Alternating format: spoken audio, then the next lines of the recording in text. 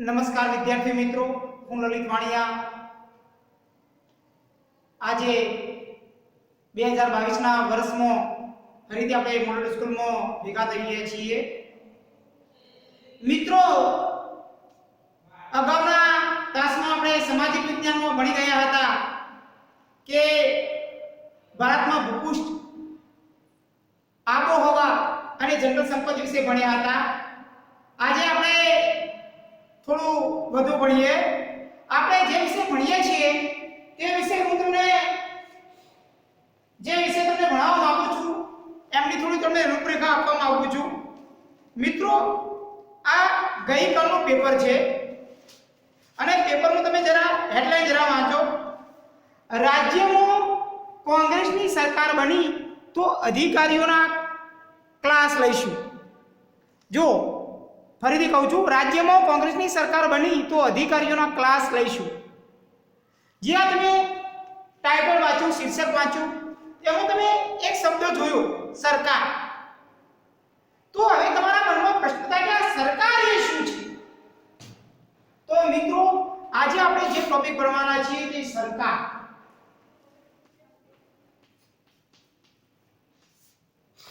હવે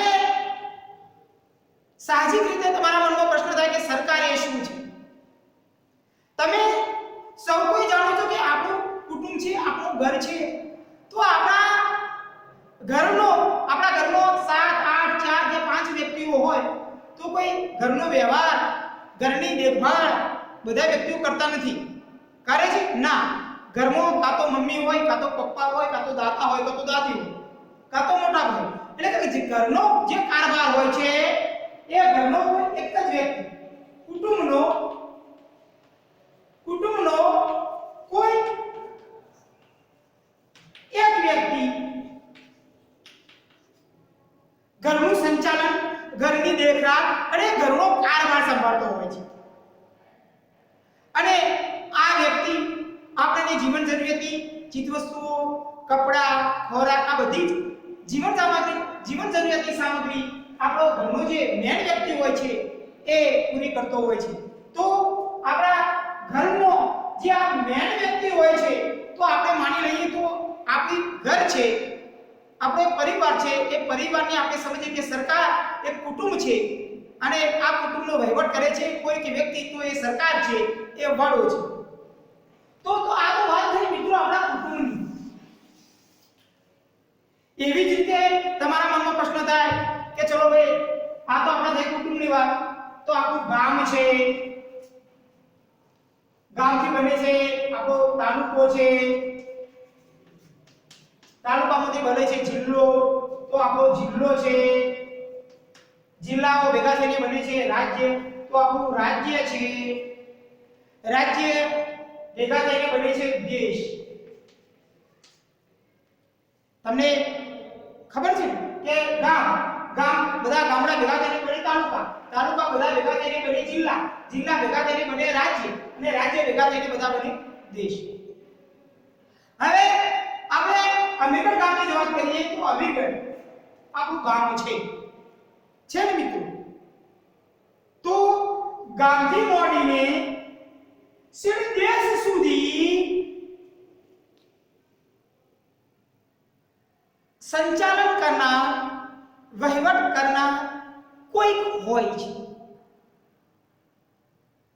અને ગામનો વહીવટ જે કરે છે, રાજ્યનો જે વહીવટ કરે છે, દેશનો જે વહીવટ કરે છે, એ કોણ કરે છે?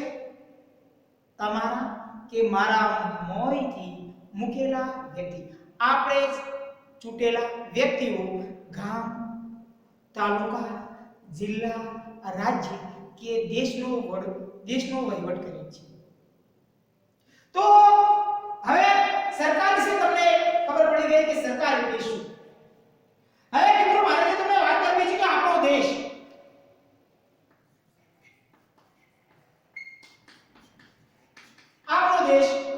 ધર્મ સના બાળકો, તમે શું જાણો છો કે આપણો દેશ ભારત છે ને? આપણો દેશ ભારતમાં વિવિધ ધર્મ પાળતી પ્રજાઓ રહે છે. આપણે આગળ ભણી ગયા, વિવિધ ભાષાઓ બોલતી પ્રજા રહે છે, વિવિધ રહેણી કહેણી ધરાવતી પ્રજાઓ રહે છે, વિવિધ ધાર્મિક ઉત્સવો ધરાવતી પ્રજા રહે છે. હા, આપણે જોયા ને કે આપણો જે ભારત દેશ છે તો ભારત દેશમાં વિવિધ પ્રજાઓ રહે છે. હિન્દુ રહે છે, મુસ્લિમ રહે છે, શીખ રહે છે, ઈસાઈ રહે છે, જૈન રહે છે. હા, બધી જ પ્રજા આપણા દેશમાં રહે છે. અને આપણા રાજ્ય, આપણા દેશ એ આપણા દેશમાં કેટલા રાજ્યો છે? તમે સૌ જાણતા હશો કે ભારત દેશમાં કેટલા રાજ્યો છે? 29 રાજ્યો છે. કેટલા છે? તો આપણા ભારત દેશની જો વાત કરીએ તો ભારત દેશ એ ગામડાનો બનેલો છે. ભારત દેશમાં 1,32,000 ગામડાઓ છે. કેટલા? 1,32,000 ગામડાઓ છે. ભારત દેશની વાત કરીએ તો 543 જિલ્લાઓ છે. ભારત દેશની વાત કરીએ તો આપણે અગાઉ પણ કહ્યું, મેં કેટલા કીધા હતા? 29 સ્ટેટ છે. તાલુકા તો 1024 કે એના ઉપર તાલુકા છે. તો આ બધા શાસન કેવી રીતે ચાલે છે? શાસન તો ચાલે છે બધાનું. ગામનો વહીવટ કોણ કરે? તાલુકાનો કોણ સંભાળે? જિલ્લાને કોણ સંભાળે? રાજ્યને કોણ સંભાળે? દેશને કોણ સંભાળે? તો આ માટે આપણા બંધારણમાં એક અલાયદી વ્યવસ્થા છે જે આપણે અભ્યાસ કરવાનો છે. આપણે જોઈએ કે આપણી સરકાર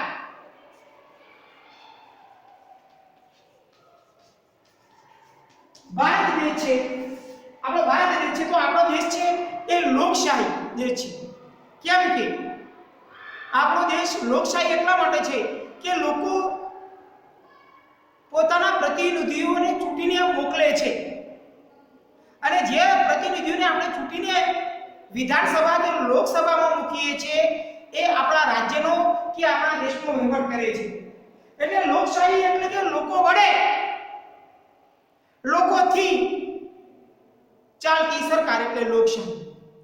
અમેરિકન રાષ્ટ્રપતિ અબ્રાહમ લિંકનની વ્યાખ્યામાં જોઈએ તો, શબ્દમાં જોઈએ તો, લોકશાહી એટલે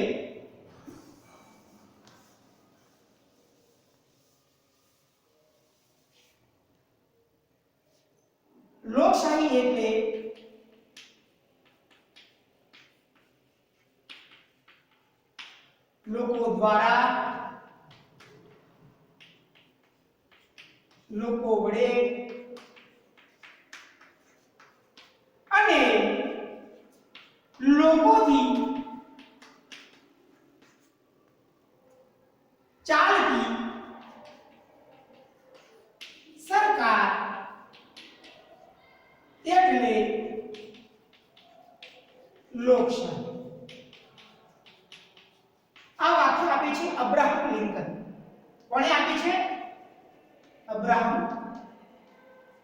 લિંકન, જે અમેરિકન રાષ્ટ્રપતિ હતા. એમણે આ વાક્ય આપી છે કે લોકશાહી એટલે લોકો દ્વારા, લોકો વડે અને લોકોથી ચાલતી સરકાર એટલે લોકશાહી. લોકશાહીમાં આપણા બધા જ સંકળાયેલા છે. હું, તમે, તમારા મમ્મી, તમારા પપ્પા. કેમ કે આપણે દરેકને વોટ કરવાનો અધિકાર છે. તમારા ઘરે જોજો, તમારા મમ્મી પપ્પાને પૂછજો કે મમ્મી તમારે વોટર કાર્ડ છે? તો કહેશે કે હા બેટા આપણું વોટર કાર્ડ છે. આ વોટર કાર્ડ દ્વારા અમે દર વખતે જે વખત ચૂંટણી થાય છે એ વખત અમે પોતાના મનગમતા ઉમેદવારને વોટ આપીએ છીએ, અને જે વ્યક્તિની બહુમતીથી જીત થાય એ વ્યક્તિ સરકારનો ભાગ બને છે. એ આપણા પ્રશ્નો રાજ્ય સરકારમાં અને કેન્દ્ર સરકારમાં રજૂ કરે છે. તો આ થઈ લોકશાહીની વ્યાખ્યા. હવે લોકશાહીની આપણે જે વાત કરીએ છીએ તો આપણી જે સરકાર છે, હવે આપણી સરકારના 3 ભાગ છે. આપણો જે વહીવટ થાય છે એ 3 પ્રકારે વહીવટ થાય છે. જો આપણે જોઈએ તો આપણી સરકાર છે એના મુખ્યત્વે 3 ભાગ છે.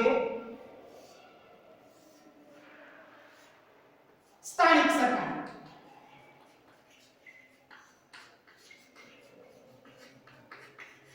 બીજી છે રાજ્ય સરકાર,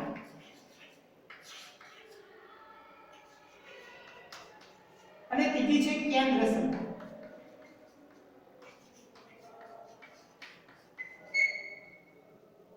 હવે તમારા મનમાં પ્રશ્ન થાય સ્થાનિક સરકાર એટલે શું?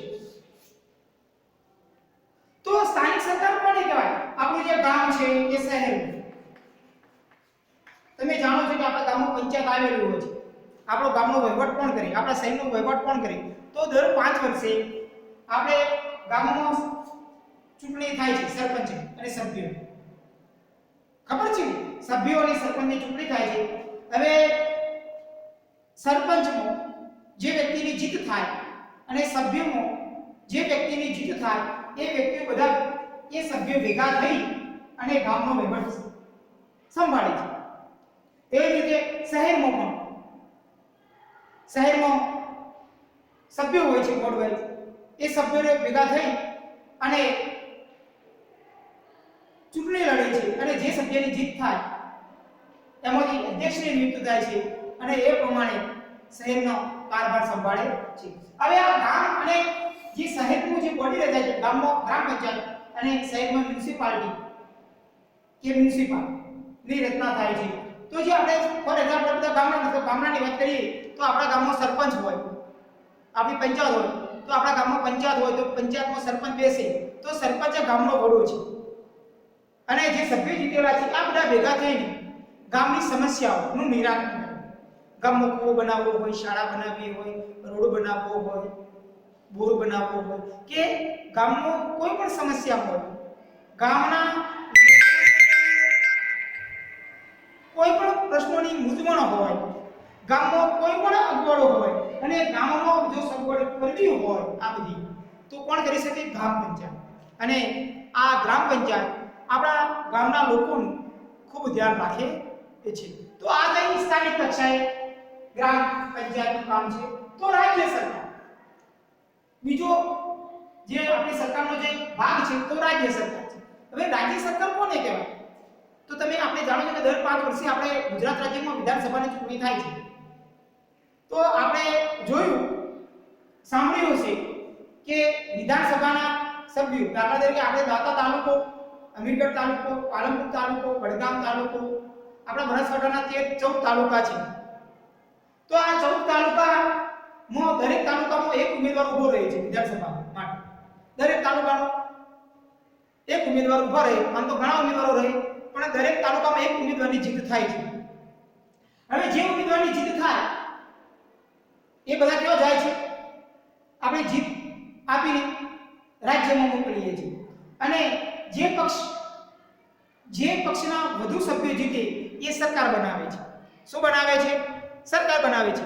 આજે આપણે જોઈએ કે આપણે ભાજપ સરકાર છે કેમ કે ભાજપ સરકારની 2017માં એના સભ્યોની વધારે જીત થઈ હતી અને એના કારણે ભાજપ સરકાર બની.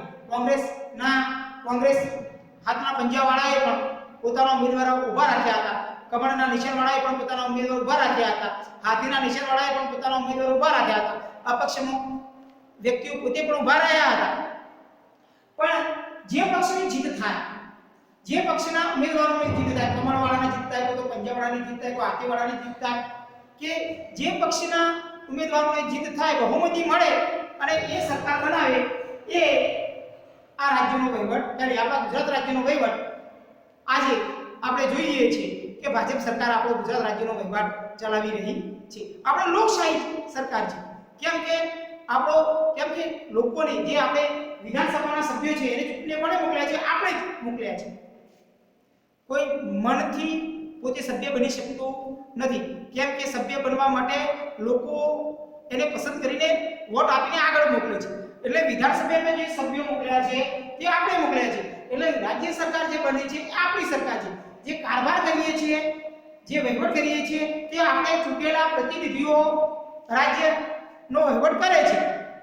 જેના કારણે આજે આપણે જોઈ શકીએ છીએ કે કોરોના મહામારી કારણે લોકોને હાડમારીની તકલીફ ન પડે એ માટે યોગ્ય રસીઓ થાય છે.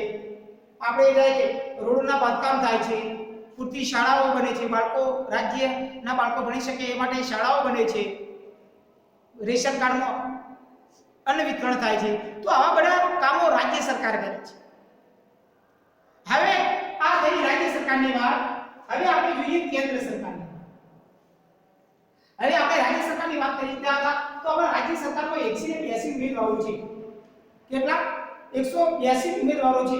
હવે 182 ને તમે અડધો કરો તો કે 9 દુ 18 92 સભ્યો જે પક્ષમાં મળે એ સરકાર રચે. 92 91 થી એક વધારે મળે એ સરકાર રચે. તો આ થઈ રાજ્ય સરકારની વાત. હવે કેન્દ્ર સરકારની વાત. કેન્દ્ર સરકાર કેવી રીતે બની? તો કેન્દ્ર બધી જગ્યાએ વહીવટ કરી શકે નહીં, એટલા માટે આપણે જો લોકસભા સ્વીકાર થયું છે. સારો સ્વીકાર થયો છે લોકસભા. લોકસભા. હવે લોકસભા કોને કહેવાય? તો લોકસભામાં 10 લાખ વસ્તી, 10 લાખ વસ્તીએ આપણે લોકસભા બેઠક ફાળવી છે કે ભાઈ અમીરગઢ થી માંડીને અમીરગઢ, દાતા, આ બંને વિસ્તાર, બંને તાલુકા ભેગા થઈ જાય અને જો તેમની 10 લાખ વસ્તી થતી હોય તો આ લોકસભા વિસ્તાર છે. શું છે? લોકસભા વિસ્તાર છે. તો ભારતમાં આવા 542 લોકસભા વિસ્તાર છે. કેટલા છે? આમ તો 545 છે, પણ 545 છે, પણ 3 તો એગ્લો ઇન્ડિયન છે. તો જે આ કેન્દ્ર સરકાર છે એ શું કરે છે? આવા 10 લાખની વસ્તીના હિસાબે ઉમેદવારો ઉભા રાખે છે. જે પક્ષને ઉભા રાખવા હોય ઉભા રાખે અને જે પક્ષની બહુમતી થાય એ તો વોટિંગ તો આપણે જ કરીએ છીએ. ઉમેદવારોને ચૂંટણીને આપણે જ મોકલીએ છીએ. ઉમેદવારોને ચૂંટણીને પણ મોકલે છે. જેમ આપણે સરપંચ ચૂંટણીને મોકલીએ છીએ એવી રીતે આપણે વિધાનસભાના સભ્યોને પણ ચૂંટણીને મોકલીએ છીએ. એવી રીતે આપણે કેન્દ્ર સભાના લોકસભાના સભ્યોને પણ ચૂંટણીને મોકલીએ છીએ. અને આ લોકસભાના સભ્યો ભેગા થઈ વિજેતા થયેલા સભ્યો પોતાનામાંથી એક નેતા પસંદ કરે છે જે વડાપ્રધાન તરીકેનો કાર્યભાર સંભાળે છે. અને આ બધા લોકસભાના સભ્યો ભેગા થઈ આખા દેશનો વહીવટ કરે છે. શું કરે છે? દેશનો વહીવટ કરે છે.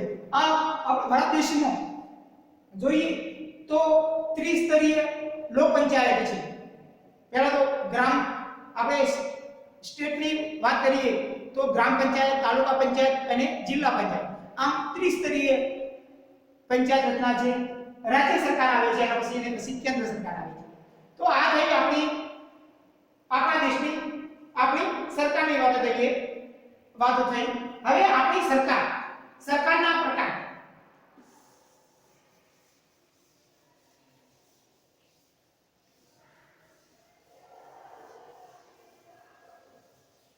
હવે આપણે વાત કરીએ છીએ સરકારના પ્રકાર.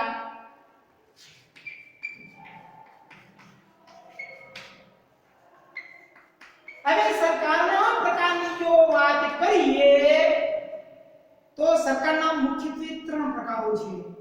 એક છે લોકશાહી સરકાર,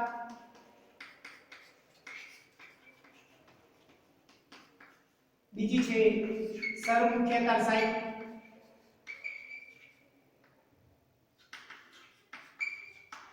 સરકાર,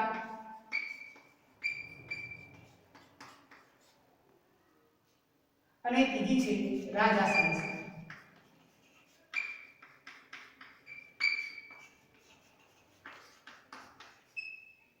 હવે આપણે લોકશાહી સરકારની જો વાત કરીએ તો તમારા મનમાં કન્સેપ્ટ ક્લિયર છે કે લોકશાહી સરકાર તો આપણા ભારત દેશમાં લોકશાહી સરકાર છે. લોકશાહી સરકાર કોને કહેવાય? તો આપણે અગાઉ પણ જોઈ ગયા કે લોકો વડે, લોકો દ્વારા, લોકોથી રચાતી સરકાર એટલે લોકશાહી સરકાર. આપણે ભારતમાં લોકશાહી સરકાર છે કેમ કે તેમાં લોકોએ ચૂંટેલા પ્રતિનિધિઓ સરકારનો આપણા દેશનું સંચાલન, આપણા દેશની ધુરા સંભાળે છે. એટલે આપણો ભારત દેશ છે એ લોકશાહી સરકાર છે. જેમાં તમે, હું, બધા આપણા આડોશ પાડોશી, આપણા ગામવાળા, આપણા શહેરવાળા, આપણા તાલુકાવાળા, આપણા રાજ્યવાળા, આપણા દેશના આ બધા જ આપણા ગુરુજનો, આપણા મિત્રો, આપણા સગાવાળા, આ બધાનો જ ફાળો છે. એવું કોઈ નથી કે જેનો ફાળો ન. જેમાં ઇનડાયરેક્ટ એટલે આપણે બધા જ ભાગીદાર છીએ અને આપણા થકી જ સરકાર ચાલે છે. આપણને એવું લાગે કે આપણી આ સરકાર બરોબર કામ કરતી નથી તો આપણે કોર્ટમાં જઈને સરકારે કોઈ આપણા લોક સમાજ વિરુદ્ધ કોઈ એવો ખરડો પ્રસાર કર્યો, ખરડો એટલે કે કાયદો પ્રસાર કર્યો હોય તો આપણે કોર્ટના દ્વાર ખખડાવી શકીએ છીએ. આપણને કોઈ જાતનો સરકારથી અન્યાય થયો હોય તો આપણે કોર્ટમાં જઈને એ અન્યાયનો વિરોધ કરી શકીએ છીએ. તો આ લોકશાહી સરકાર શું કામ કરે છે? તો પહેલા તો આપણા દેશનું સંચાલન કરે છે, લોકોની સાર સંભાળ રાખે છે, લોકોની જીવન જરૂરિયાત ચીજવસ્તુઓ પૂરી પાડે છે, પહેલો આપણા દેશને રક્ષણ પૂરું પાડે છે, આપણા દેશમાં કાયદાનું સંચાલન કરે છે અને જરૂર પડે તો નવા કાયદાનું ઘડતર પણ કરે છે, નવા કાયદા પણ બનાવે છે. અને આ લોકશાહી સરકાર એ પ્રજા માણસનો હાર હોય છે અને વિશ્વના મોટાભાગના દેશોમાં લોકશાહી સરકારનો સ્વીકાર થયો છે. બીજો જોઈએ સરમુખત્યારશાહી સરકાર. હવે તમારા મનમાં પ્રશ્ન થાય કે સરમુખત્યારશાહી સરકાર એટલે શું? મિત્રો, મારે વાત કરવી છે કે સમાજમાં અમીર છે, ગરીબ છે, મજૂર છે તો માલિક છે. આવા અમેરિકા, રશિયા, ચીનમાં ચાલતું. હવે તમારે પણ મનમાં પ્રશ્ન થાય કે આવડી સરમુખત્યારશાહી સરકાર એટલે શું? તો સરમુખત્યારશાહી સરકાર એ અમુક વિચારને લઈને ચાલતી સરકાર છે. તમને સમજાવો, જો હું સમજાવવા માટે કહું કે આપણા દેશનો પાડોશી દેશ છે ચીન છે, રશિયા છે. ચીન અને રશિયા આ સરમુખત્યારશાહી સરકારના ઉદાહરણો છે. કેમ કે સરમુખત્યારશાહી સરકાર અમુક ચોક્કસ નીતિ નિયમો પ્રમાણે ચાલતું હોય છે. સરમુખત્યારશાહી સરકાર ક્યારે અસ્તિત્વ આવે? સરમુખત્યારશાહી સમાજની ક્યારે રચના થાય? જ્યારે કોઈ બાબતે સમાજને હાનિ થાય, નુકસાન થાય, ત્યારે સરમુખત્યારશાહી વિચારો સમાજમાં ફેલાતા હોય છે. સમાજમાં એક એવો વર્ગ હોય કે 75% 90% વર્ગ એવો હોય કે મજૂરી કરતો હોય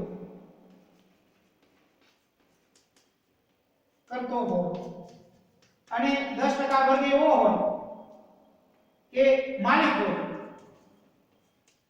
માલિકો શોષણ કરતો હોય. તો આ સરમુખત્યારશાહી સરકાર બનાવવા માટેનું ઉત્પ્રેરક છે.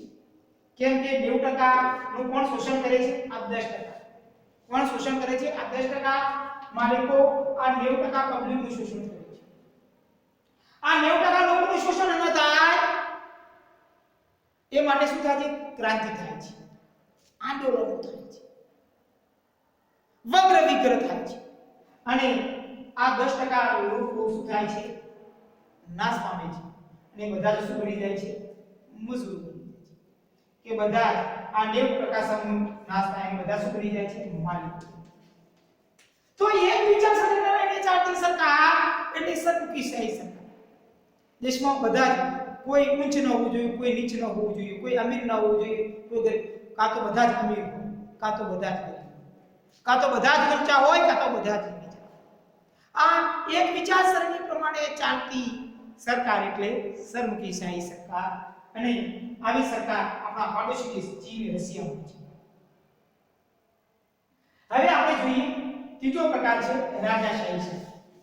હવે રાજાશાહી સરકાર વિશે તમે સૌ કોઈ જાણતા છો કે જ્યારે આપણો દેશ આઝાદ થતો થયો ત્યારે આપણો દેશ, તમને ખબર હોય તો 562 રજવાડામાં વહેંચાયો હતો.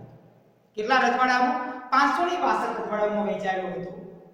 હવે રાજાશાહી સરકાર અત્યારે આપણા દેશમાં નથી, અત્યારે તો આપણા દેશમાં લોકશાહી છે. પણ રાજાશાહી સરકાર કોને કહેવાય?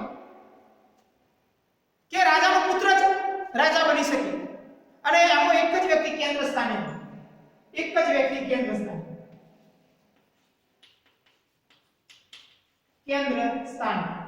એક જ વ્યક્તિ કેન્દ્ર સ્થાને હોય. એક વ્યક્તિ કહે એમ બધાએ રાજ્યની બધી પ્રજાએ કરવું પડે. તમે કે હું કોઈ ન ચાલે, રાજા કે એ જ કરવું પડે. રાજાનો હુકમ એ ફાઇનલ અને રાજા કે એ જ થાય એને રાજાશાહી સરકાર. અને રાજાશાહી સરકારનો કોણ બીજો એનો વારસદાર કોણ બની શકે?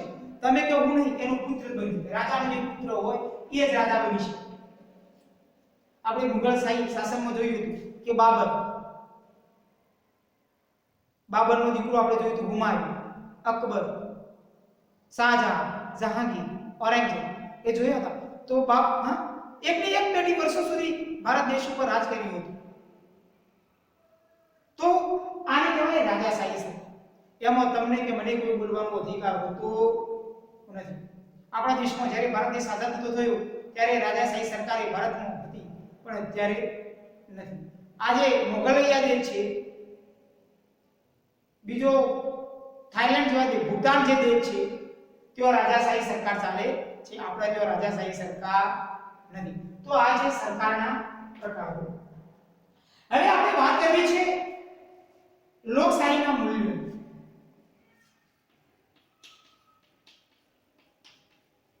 લોકશાહીના મૂલ્યો. આમ તો આપણે વાત કરીએ તો મૂલ્ય એટલે શું? મૂલ્ય એટલે કિંમત. સાદું અર્થ એવું થાય. મૂલ્ય એટલે શું થાય? કિંમત. પણ આ તો મૂલ્યો, લોકશાહીના લોકશાહી સરકારના મૂલ્યો શું હોય છે? જે દેશમાં લોકશાહી સરકાર ચાલે છે તે કેવી હોવી જોઈએ? એને શું કામ કરવું જોઈએ? તો પહેલું કામ કરવું જોઈએ એના મૂલ્યો, એના નિયમો, એના નૈતિક ધોરણો.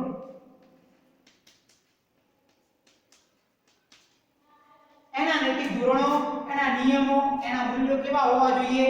તો એ લોકોની સંભાળ લેવી જોઈએ, લોકો માટે જીવવું જોઈએ, લોકો ની સત્તા હોવી જોઈએ. બીજું, લોકોની સરકાર હોવી જોઈએ. બીજું, લોકોના જીવન જરૂરિયાત માટે જ કાયદા ઘડવા જોઈએ. લોકો માટે કાયદા ઘડાવવા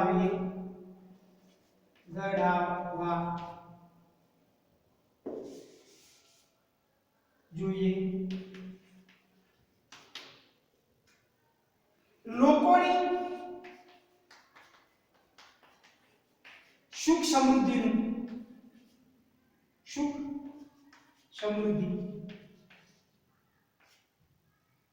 લોકોની જે સુખ સમૃદ્ધિ છે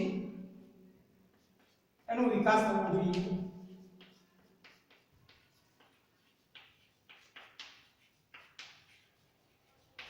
લોકોને કોઈ પણ પ્રકારની અગવડતા ન પડવી જોઈએ. લોકોની દરેક બાબતનું ધ્યાન રાખવું જોઈએ. તો આ બધા છે લોકશાહીના મૂલ્યો છે. દેશ પ્રદેશ વચ્ચે ઝઘડા ન થવા જોઈએ. જાતવાદ નામે, ધર્મના નામે ઝઘડા ન થવા જોઈએ. અમીર ગરીબના નામે ઝઘડા ન થવા જોઈએ. ઊંચ નીચના નામે ઝઘડા ન થવા જોઈએ. સ્ત્રી પુરુષના નામે ઝઘડા ન થવા જોઈએ. તો આ બધા લોકશાહીના નૈતિક મૂલ્યોનું જતન કરવું જોઈએ. ભારતમાં દરેક પ્રજાને પોતાનો ધર્મ પાળવાનો હક હોવો જોઈએ.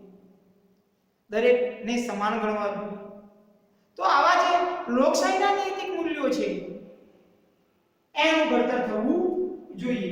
જરૂર પડે તો જૂના કાયદા પ્રમાણે જીવન જીવવું જોઈએ. અને જો જૂના કાયદા પણ લોકોની જરૂરિયાતને પોષી શકતા ન હોય તો નવા કાયદાઓ ઘડવા જોઈએ. શું થવું જોઈએ?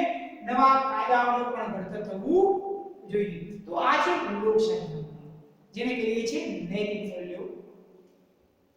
હવે આપણે આ જે લોકશાહીના મૂલ્યો જોયા, એમાં લોકશાહી અને સરકાર અને કાયદો, તો એ ટોપિક પણ આમાં આવે છે. સરકાર અને કાયદો.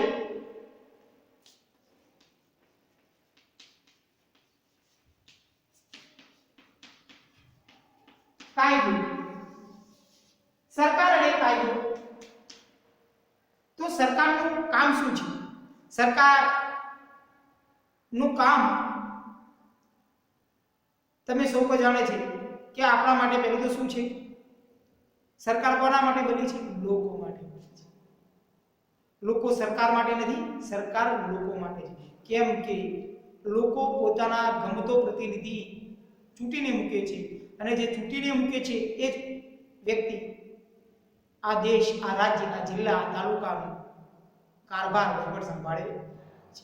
એટલે કે જે લોકોના પ્રતિનિધિ છે એ લોકોની જરૂરિયાતનું ધ્યાન રાખે અને લોકોને ફાયદો થાય, લોકોની સુવિધા જળવાય, લોકોને અગવડતા ન પડે એ માટેના કાયદા ઘડવા. સરકારનું મુખ્ય કામ છે કાયદો ઘડવો, વહીવટ સંભાળ. ભારતના બંધારણ પ્રમાણે લોકો જીવે, ભારતના બંધારણનું પાલન થાય, દેશમાં ઝઘડા ન થાય, કાયદાનું ચુસ્ત પાલન થાય.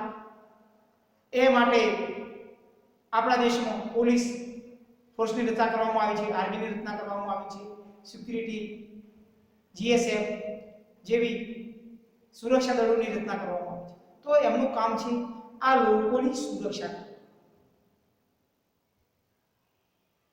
પોલીસ આ દેશમાંથી, આ ગામમાંથી, આ જિલ્લામાંથી, આ તાલુકામાંથી, આ રાજ્યમાંથી નશાબંધી દૂર થાય, કોઈની છેડતી ન થાય, બધાને ભણવાનું, બધા જ શાળાએ જાય, બધાને જીવન જરૂરિયાતની ચીજો વસ્તુઓ મળી રહે, શિક્ષણથી કોઈ વંચિત ન રહે. આ દરેક બાબતનું ધ્યાન રાખવાની સરકારની ફરજ છે અને આ માટે સુચારુ કાયદાની વ્યવસ્થા પણ જળવાય એ પણ સરકારની એક નૈતિક જવાબદારી છે. અને આ માટે કાયદાનો અમલ કરવો પડે અને જરૂર પડે તો નવા કાયદા ઘડવા. તો આપણે બધા ભેગા થઈને જ આ દેશને આગળ વધારી શકીએ છીએ. કેમ કે અંતે તો સરકાર કોનાથી ચાલે છે? આપણા થકી જ ચાલે છે. આપણે જ આપણા પ્રતિનિધિને ચૂંટીને મોકલીએ છીએ અને જે આ દેશ, આ ગામ, આ શહેર, આ તાલુકા, આ રાજ્યની ધુરા સંભાળે છે, વહીવટ સંભાળે છે. તો મિત્રો, આજે આપણે સરકાર ટોપિક ભણી ગયા છીએ. તમારે ઘરેથી માત્ર એનું સ્વાધ્યાય તૈયાર કરીને તમારી ગૃહ કાર્યની બુકમાં લખી દેવાનું છે, જે આજનું મારું લેસન છે. ફરી આપણે મળીશું આવતા ક્લાસમાં. ત્યાં સુધી જય હિન્દ, જય ભારત.